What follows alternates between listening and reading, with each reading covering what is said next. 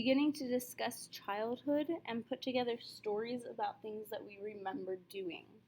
This is going to be a huge focus in this unit. So remember that the imparfait is used for habits, descriptions, or actions that are interrupted. So this is the scenery and or the narrator giving us that kind of background, omniscient type of voice. The passé composé is used for one-time or main storyline events. It's also used for the actions that are interrupting something else.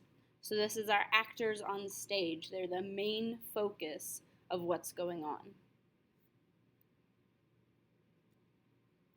Whenever you're telling a story, the start of a story is almost always an imparfait. It doesn't necessarily have to be for grammatical reasons. It's just that the start of the story is normally where we put things like background information and descriptions, which are both imparfait. It has nothing to do with the grammar of putting a story together, and more just about where we tend to tell stories, how we put a story together. So for example, if I was going to tell you a story about my own childhood, I might say, when I was little, I was chubby, which is true. I was a fat little kid. The pictures are hilarious. This is both background and it's also description. So my background, I'm telling you when I was little. So I'm setting the scene for my story. I'm telling you when it happened. And I'm telling you that I was chubby. That's a description of what I looked like. So if I was to translate this into French, quand j'étais petite, when I was little, setting the scene, j'étais grosse, I was fat, describing what I looked like. So for question number 1, write a sentence, yes, it has to be in French, you are in French class, that you could use to begin a story about your childhood. It can be any story that you want to tell. It doesn't even have to be true. It doesn't particularly matter to me. It's not like I'm going to call up your family and ask, hey, so give me a sentence that you could use to begin a story about childhood.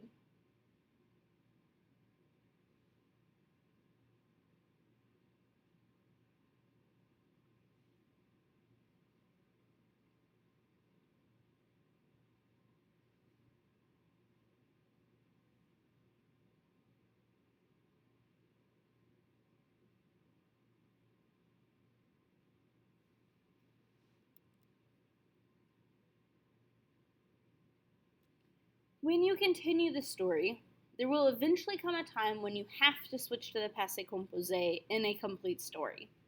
That's because we cannot make a story out of just background information and descriptions. We have to eventually have a very specific storyline that's our main focus. So whenever we do this, there's almost always, not necessarily, but a lot of the time, there's some kind of word cue. Okay, so saying things like un jour, one day, or mais cette fois, but this time. Or oftentimes these are specific dates.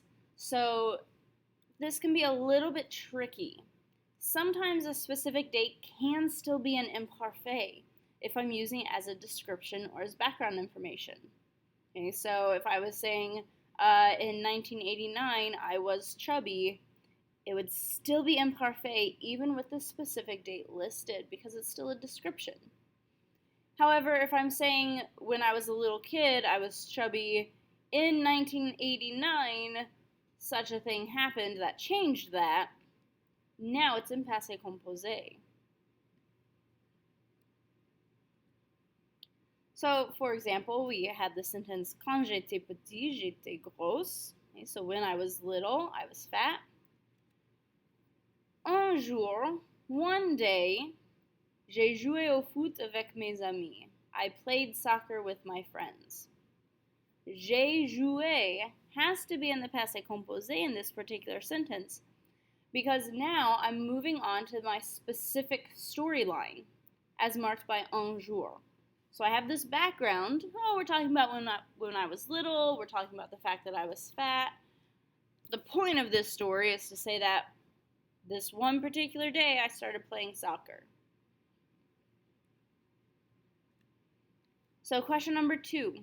Write a sentence in the passé composé that could follow whatever sentence you wrote in question number 1.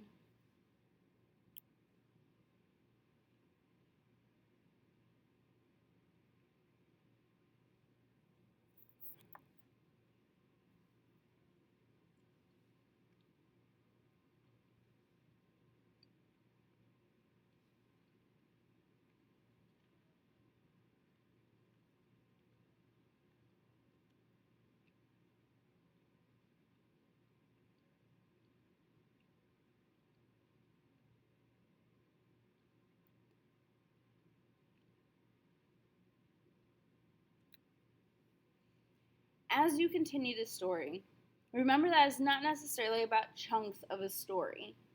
So it's not necessarily, oh, my first couple sentences are imparfait and then everything else is passé composé.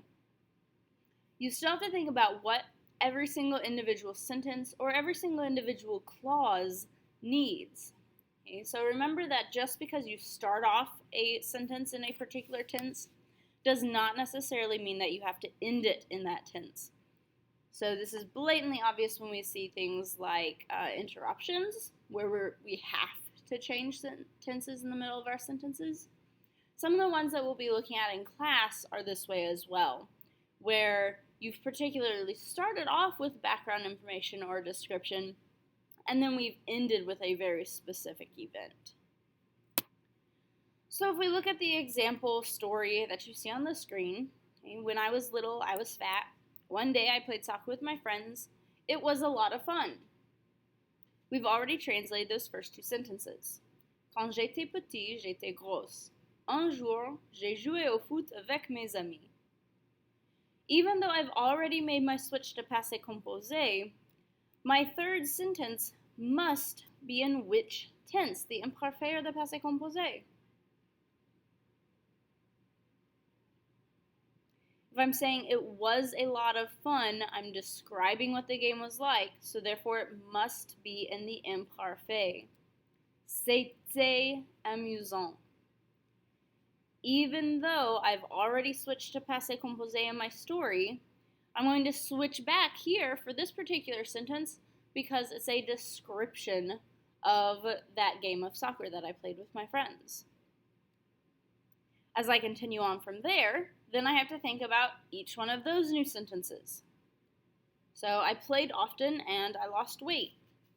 So if I played often, I'm saying it's a habit, it's something that I did repeatedly, so it has to be an imparfait. Je jouais souvent.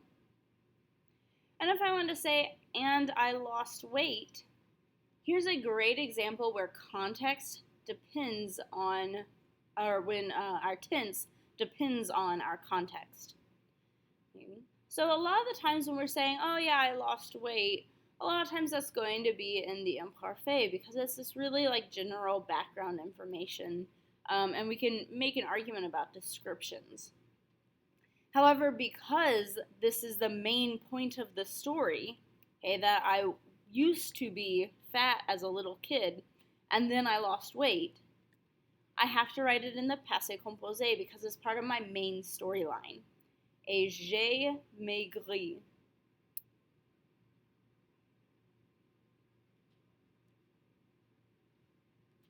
So, question number 3. Continue the story that you began in sentences 1 and 2 with one more sentence. Do you need the imparfait for that sentence or the passé composé?